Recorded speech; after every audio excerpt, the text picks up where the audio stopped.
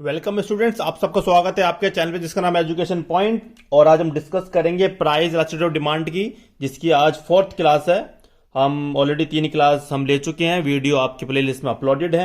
और आज हम डिस्कस करेंगे इसके न्यूमेरिकल्स के बारे में। मैं आपको बताना चाहता हूं, अब तक हमने डिस्कस करा है परसेंटेज मेथड, प्रोपोर्शनेट मेथड। अभी हम न्यूमेरिकल्स की प्रैक्टिस कर रहे हैं। आने वाले क्लासेस में हम डिस्कस करेंगे एक्सपेंडिचर मेथड, उनके न्यूमेरिकल को डिस्कस करेंगे।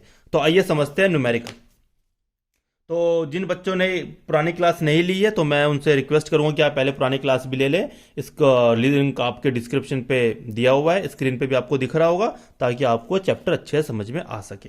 तो आइए करते हैं numerical by using percentage method और प्रोपोर्शनेट मेथड। देखिए, मैंने आपको जैसे बताया है, जब भी आप न्यूमेरिकल सॉल्व करें प्राइस इलास्टिसिटी ऑफ डिमांड का, तो सबसे पहले आप एक काम करेंगे, आप क्वेश्चन बाद में पढ़ें, सबसे पहले आप यहां पे बनाएं एक शेड्यूल, प्राइस, क्वांटिटी और ईडी। राइट, क्योंकि इस न्यूमेरिकल्स के अंदर आपके सिर्फ 5 चीजें होती है। क्या होती है? प्राइस 1, प्राइस 2, क्वांटिटी 1, क्वांटिटी 2 और ईडी। ये 5 चीज होती है जिसमें से हमें कोई ना कोई चीज निकालनी होती है। चलो अब क्वेश्चन पढ़ते हैं। The market price for a good changes from 5 rupees to 4। भाई प्राइस हो गया हमारा 5 से 4। बहुत सिंपल, जैसे क्वेश्चन बोलता जाएगा ऐसे ही हम लिखते जाएंगे और बहुत आसानी तरीके से इसको सॉल्व करेंगे। इस सबसे आसान न्यूमेरिकल्स इसी चैप्टर के होते हैं और मेरे हिसाब से नंबर पूरे फ्री के हैं। आपका क्वेश्चन गलत ही नहीं होना चाहिए। आगे बढ़ते हैं। The quantity demanded rises by 12 units.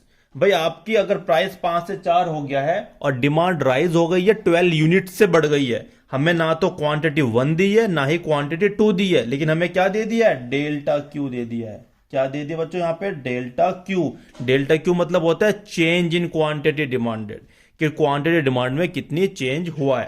Price हुआ 5 से 4, डिमांड हो गई है 12 से बढ़ गई है। राइट, चलो जी, हमें ईडी भी गिवन है -1.5।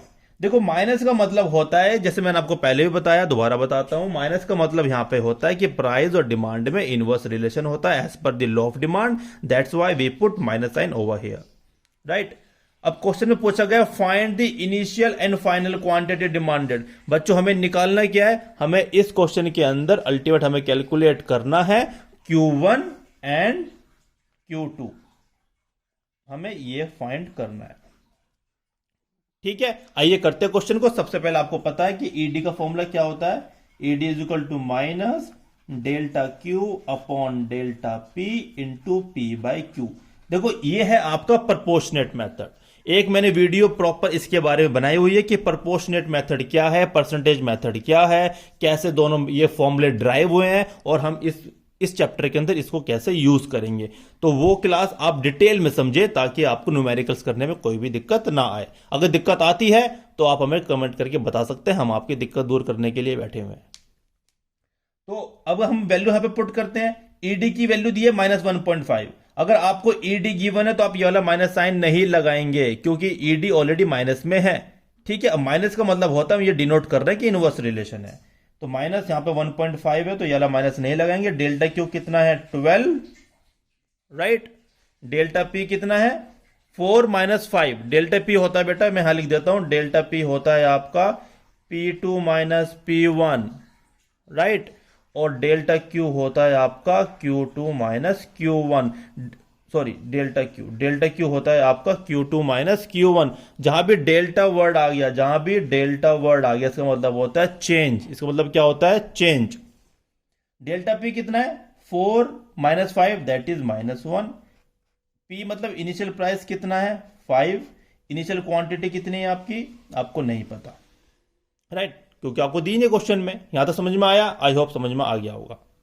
अब हम कैलकुलेट करते हैं, तो आपका Q कितना निकलेगा? भाई ये कैंसिल आउट हो गया। यहां पे 1.5 इज इक्वल टू 12 5 जा 60 अपॉन Q 40। तो Q कितना आ गया आपका? 40। Q कितना आ गया बच्चों? 40। ये Q क्या है? यहां पे P1 होता है, Q1 होता है, तो आपकी Q1 आ गया 40। अब हम क्वेश्चन दोबारा समझते हैं। यहां पे बोला गया था कि प्राइस आपका 5 से क्या हो गया? 4। आपका प्राइस कम हुआ है तो as per law of demand, if price of a commodity decreases then its demand will increase, इसकी डिमांड क्या हो जाएगी, बढ़ जाएगी। तो इसका मतलब क्या हुआ कि इसकी क्वांटिटी डिमांडेड इस कॉमोडिटी की इस क्वेश्चन के अंदर 12 से बढ़ गई है। तो पहली क्वांटिटी थी 40, तो दूसरी क्या आ जाएगी 40 प्लस 12 दैट इज 52। तो Q2 कितना हुआ आपका 12, Q1 कितना हुआ आपका 40। आप क्वेश्चन को वेरीफाई भी कर सकते हैं कि भाई आपका डेल्टा क्यू कितना होता है, ये होता है आपका Q2 माइनस Q1। Q2 कितना है 52 minus 40 that is 12, that is 12। और यही हमें यहाँ पे क्वेश्चन में दिया हुआ है। तो आपने अपना क्वेश्चन को वेरीफाई भी कर लिया। ये था पहला क्वेश्चन। अब हम डिस्कस करते हैं अगले क्वेश्चन के बारे में। राइट जैसे मैंने आपको बताया क्वेश्चन बाद में पढ़ेंगे, सबसे पहले हमें क्या करना है, प्राइस, क्वांटिटी और ईडी ये लिखेंगे सबसे पहले, क्योंकि इस चीज के अलावा और इन क्वेश्चन में कुछ होता ही नहीं है। सबसे सिंपल क्वेश्चन है, दोबारा पढ़ते हैं। एट अ प्राइस ऑफ 20, जो बोला गया पहले उसको लिख लेते, बाकी क्वेश्चन पूरा पढ़ते रहेंगे। At a price of 20, price कितना है 20, लो लिख लिया। The quantity demanded of a commodity is 300, लो जी 20 था 300 हो गया। If the price falls by 10%, भाई प्राइस क्या लिखा है, प्राइस 10% से आपका फॉल हो गया। चलो जी प्राइस क्या हुआ 10% से fall. It's quantity demanded rises by 60 units, आपकी क्वांटिटी डिमांड क्या हो गई है 60 यूनिट से राइज हो गई है, बाय 60 यूनिट से बढ़ गई है। तो पहले कितनी थी आपकी, तो पहले थी आपकी 300, अब क्या हो जाएगी 360, क्या हो जाएगी 360।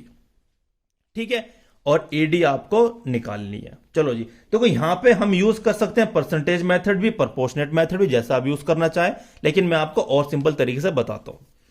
सबसे पहले हम इसको कैलकुलेट करते हैं P2 को। भाई P1 कितना 20, आपका प्राइस फॉल हुआ है 10% से, तो 20 का 10% 2, वेरी सिंपल।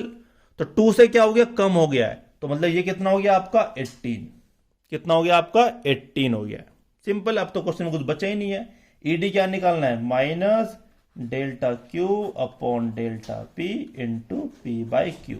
अगर आप किसी भी क्वेश्चन को इस चैप्टर के इस फॉर्म में आप लिख लेंगे तो आपको क्वेश्चन को बार बार पढ़ने की रिक्वायरमेंट ही नहीं है। जब आप बार बार क्वेश्चन पढ़ते हैं तो आपका टाइम भी लगता है, हो सकता है आप क्वेश्चंस को गलत पढ़ लें और आपके न्यूमेरिकल गलत हो जाए। इस क्वेश्चन को आप इस फॉर्म में आप कन्वर्ट कर लीजिए, फिर आपके लिए क्वेश्चन बिल्कुल भी टफ नहीं रहेगा। डेल्टा क्यू कितना है निकाल लीजिए। डेल्टा क्यू होता है Q2 माइनस Q1, Q2 कितना 360, Q1 300, तो कितना हुआ 60। Delta P, P2 minus P1, 18 minus 20 that is minus 2। Initial price कितना है 20, इनिशियल क्वांटिटी कितना है 300। सिंपल, मैं दोबारा लिख देता हूं कि डेल्टा Q का मतलब होता है बच्चों Q2 माइनस Q1, ठीक है। डेल्टा पी का मतलब होता है आपका P2 माइनस P1, डेल्टा मतलब चेंज। कर लीजिए सॉल्व, कैंसिल आउट हो जाएगा 2। तो आपका ईडी कितना आ गया है, योर ईडी इज 2। इस 2 का मतलब होता है कि आपकी जो प्राइस इलास्टिसिटी ऑफ डिमांड है वो क्या है, वो है आपकी इलास्टिक। क्या है वो, इलास्टिक है। क्यों है, क्योंकि ईडी जो है वो है मोर देन 1। क्या है, मोर देन 1। इसके अंदर डिमांड कर्व कैसा बनेगा, फ्लैटर बनेगा।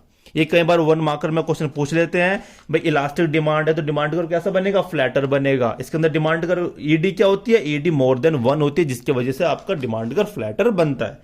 तो ये था क्वेश्चन नंबर 2। आइए हम डिस्कस करते हैं क्वेश्चन नंबर 3। सबसे पहले जैसे बताया गया है, क्वेश्चन बाद में पढ़ेंगे, एक बनाएंगे शेड्यूल, प्राइस, क्वांटिटी और ईडी। अब पढ़ते हैं क्वेश्चन के बारे में। Price of a good rises from 10 to 11, भाई 10 रुपए से बढ़ के 11 रुपए हो गया है। चलो जी लिख लिया, 10 से हो गया 11। क्लियर।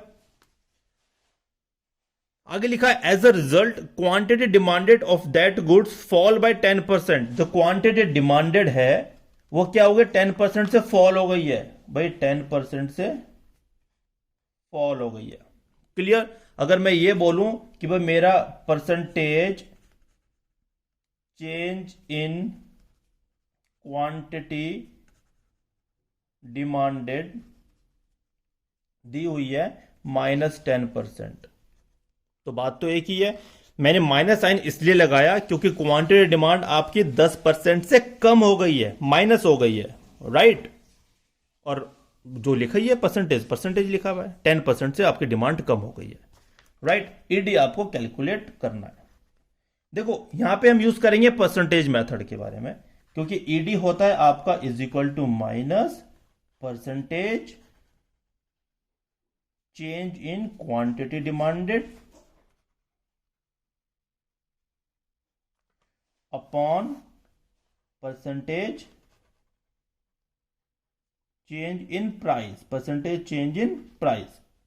चलो जी, percentage change in quantity demanded हमें ऑलरेडी क्वेश्चन में गिवन है कि 10% से कम हुई है, -10%। परसेंटेज चेंज इन प्राइस हम कैलकुलेट कर लेते हैं। क्या करते हैं, परसेंटेज चेंज इन प्राइस को हम कैलकुलेट कर लेते हैं। चलो जी, मैं यहां कैलकुलेट करके आपको दिखा देता हूं।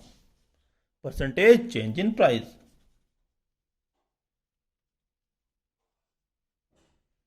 देखो परसेंटेज चेंज इन प्राइस कैसे निकालते हैं, आपको पता है, P2 minus P1 upon P1 into 100।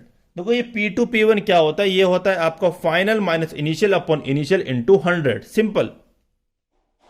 तो P2 है आपका 11 माइनस 10 अपॉन 10 इंटू 100। कितना है बच्चों, ये भी आपका 10% निकल के आया, राइट। अब इसको, इस वैल्यूज को हम इस फॉर्मूले के अंदर पुट करेंगे, आपके ईडी आपके हाथ में। Minus percentage change in quantity demanded that is -10%, percentage change in price that is 10%। आपको करेंगे पूरा कैलकुलेट, तो कितना आ जाएगा, 1। कितना आ गया बच्चों, ये पूरा 1 आ गया। Minus minus plus, 10%, 10% cancel out. तो आपकी ईडी यहां पे आई है 1, इसलिए इसको बोलते हैं हम यूनिटरी इलास्टिक। क्या बोलते हैं बच्चों, यूनिटरी इलास्टिक, राइट। क्यों बोलते हैं, क्योंकि percentage change in quantity demanded is equal to percentage change in price. जैसे ही बोला गया है कि 10% प्राइस बढ़ने से, भाई प्राइस आपका 10% से क्या हुआ है, बढ़ा है, तो आपकी डिमांड 10% से क्या हुई है, कम हुई है, राइट। तो ये थे 3 क्वेश्चन जिसमें हमने यूज करा है परसेंटेज मेथड, प्रोपोर्शनेट मेथड, और ये थी हमारी सेकंड क्लास। और अगर आपको ये टॉपिक समझ में आया है तो बने रहिए चैनल के साथ, और आने वाली वीडियोस के लिए आप हमें फॉलो करें, लाइक करें, सब्सक्राइब करें।